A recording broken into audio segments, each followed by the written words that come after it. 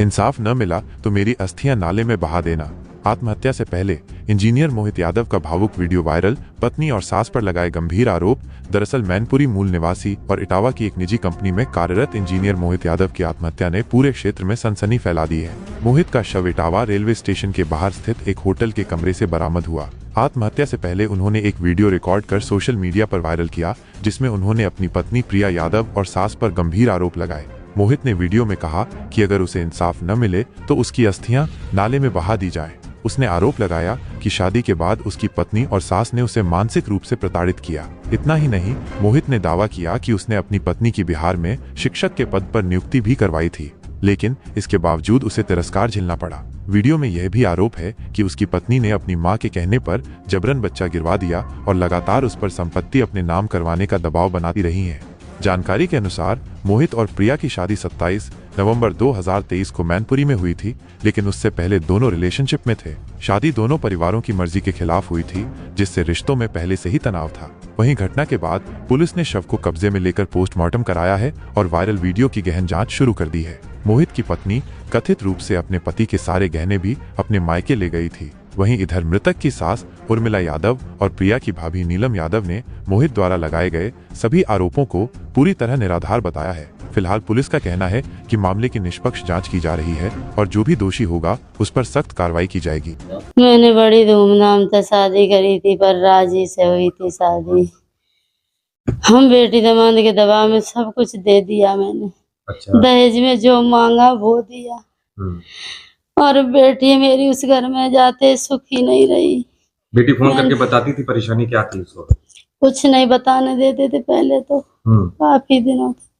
अच्छा, शादी से पहले भी इनके मेल जोल था इनका? हाँ, तभी तो मैंने दबाव में आके अपनी इज्जत की वजह से शादी भी की। दबाव कौन दे रहा था शादी के लिए? भाई राजी थे दोनों लोग। अच्छा, राजी से शादी। हाँ, इनकी लव मैरिज हुई थी कि अरेंज मैरिज थी? उनकी लव मैरिज हुई थी। इनका संपर्क पहले से भी था। अच्छा। लेकिन बेटी की खुशी के लिए मैंने सब कुछ दे दिया, जो मांगा बेटी ने मैंने बेटी का हक पूरा दिया। अच्छा माता जी, उसने आपके दामाद थे जो, हाँ? उन्हें वीडियो बना के डाल के आरोप लगा दिया कि ये सारे गलत आरोप हैं। मेरा दामाद हमें पूछो कितना प्यारा था। अच्छा, जो भी हुआ मैंने अपने दामाद को अपनाया था कि मेरी बेटी के इसके साथ मेरा बेटा के समान था। दामाद ने आरोप भी लगा रहे कि उसके जेवर थे वो आप। ये सारे आरोप गलत। बेटी मेरी 1.5 साल से इस घर में नहीं आई है। भाई गुस्सा थे, भाइयों ने बुलाया नहीं था। माता पिता की बात नहीं मानी, जो कही इसने अपनी मर्जी से की, उसको सब कुछ दे दिया। अब मम्मी मैं नहीं बुलाऊंगा उसको। अरे माता जी, तो ऐसी क्या बात हुई थी मरते वक्त जो है उसने आप नाम दिया है? वो जैसे मेरे घर वाले गुस्सा थे, ऐसे उसके भी घर वाले उसी लड़के को दबाव डालते थे, इसको मत रखो। इसकी नौकरी के ऊपर विवाद होता था। अच्छा। नौकरी नहीं करने दूंगा। अच्छा, आपकी बेटी की नियुक्ति भी हो गई थी? नियुक्ति हो गई थी शिक्षक टीचर की। अभी कहाँ पे है? अभी वहीं ससुराल थी।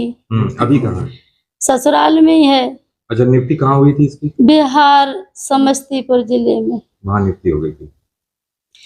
उसी के ऊपर विवाद चला और लड़का नौकरी पे भी नहीं जाने देता था, वो खर्चा भी नहीं उसे देता था। अच्छा, घर में भी दामाद मेरे। आपके दामाद ने जो वीडियो में आरोप लगाया है वो आप पर और आपकी बेटी पे लगाया कि आप लोग उसको प्रताड़ित कर रहे थे, इसकी वजह से उसके घर वाले प्रताड़ित कर रहे थे। अच्छा, लड़के के मेरे ऊपर तो उसने अपने घर के बचाव के लिए मेरे ऊपर आरोप उल्टा लगाया है।